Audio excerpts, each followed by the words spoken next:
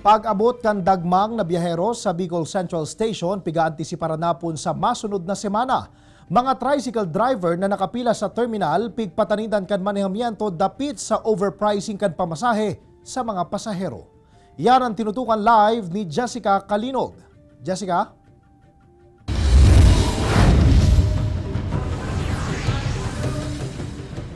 Jesse, 100% o full capacity na ang pigtutugutan ngunyan na lunad kan mga pampasaherong bus. Sinabayan pa kan masaluwag naman na travel restrictions. Kaya ngunyan na holiday season, piglalauman o piga-antisipara naman ang mas dakol na mga biyahero puon sa Disyembre 19. Kan maglaog ang bulan in Disyembre, tulos na pig-alerto ang Public Safety Unit kan Bicol Central Station sa Naga City. Sigun ki General Bolocon, security officer sa nasambit na terminal, inihuli ta piga-antisipara ninda asin piga-andaman ang pagruso kan mga biyahero na maabot asin mahali sa BCS durante kan holiday season. Mantang ang worst case scenario, ang pirminindang piga-antabayanan. Sa ngunyang puked, halos dai panggayo siya na mamati. Inot na inot po ang pasahero po mo niya, medyo dikit pa lang po ang paarabot. Ang pigi-expect na pong arabutan na gulpi po, pwede pong mangyari po sa maabot na semana.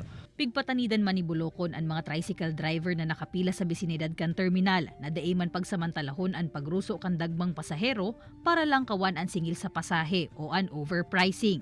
Kami po, nagsusunod po kami sa ordinansa tang ang minimum 13 pesos tapos sa senior citizen 11 pesos. Pigtawan doon man ni sa Monte na daisinda nagpipili o nagsasayuma sa pasaherong hali sa terminal. Mahigot kaya ining pigpapangalad kan sa indang organisasyon. Disyembre 19, piglalaoman na mapuon ang pag-abot kan dagmang mga biyahero sa Bicol Central Station. Enero 1 hasta 3 naman ang piga-antisipara na balik kan mga ini sa Metro Manila asin iba pang probinsya. Ngunyan pa sana ang mga aldaw na ini fully booked naman subuot sa nagkapirang mga bus company. Dapat mo yan sa mga mapa Manila para dahil makipag-agawan, magpabok ng maamay.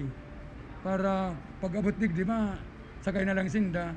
May mga bus number naman, tapos kung anong oras, halimbawa pa, nakabuk sinda ng alas 7, dapat mga 6:30 yan na sinda digdi. Mientras tanto, antisipara naman subuot kan mga pasahero ang delay sa biyahe, haling Metro Manila pasiring sa Naga City o pabalik. Istorya kan labis sarong dekada ng bus driver na si Pong Morada, pag-abot sa Quirino Highway sa may banwaan in Sipocot, Ragay asin del Gallego, hasta sa Camarines Norte asin Quezon. Yauna ang raraot na tinampo.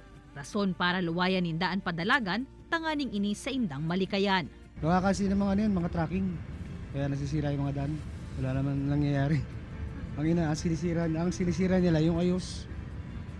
Yung ayos, yung sira, yun ang hindi nila ginagawa.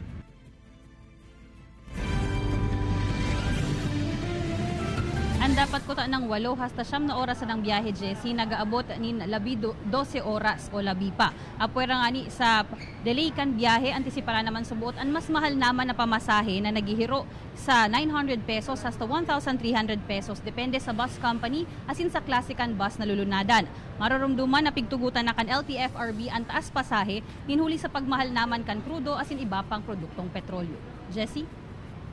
Jos Mabalos, Jessica.